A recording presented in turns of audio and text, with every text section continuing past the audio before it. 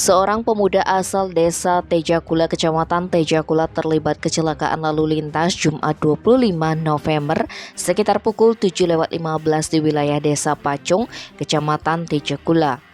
Naas, pemuda berusia 20 tahun yang diketahui bernama Gede Hodiartadana tersebut kehilangan nyawa setelah bertabrakan adu jangkrik dengan sebuah minibus. Kejadian bermula ketika korban yang mengendarai sepeda motor melaju dari arah timur menuju ke arah barat Singaraja. Diduga korban berkendara dengan kecepatan tinggi sehingga membuat motornya oleng dan mengambil jalur terlalu ke kanan. Akibatnya korban menabrak Isuzu minibus yang melaju dari arah berlawanan. Korban pun terlempar hingga meninggal dunia di tempat akibat luka yang dialami. Kapolsek Tejakula AKP Ide Bagus Astawa mengatakan pihaknya telah melakukan olah TKP dan memeriksa saksi-saksi yang mengetahui kejadian tersebut.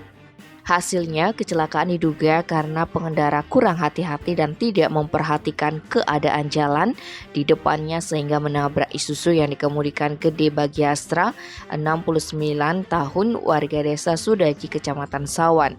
Sementara jenazah korban dievakuasi petugas ke Puskesmas Tejakula. Tim Bali Express melaporkan.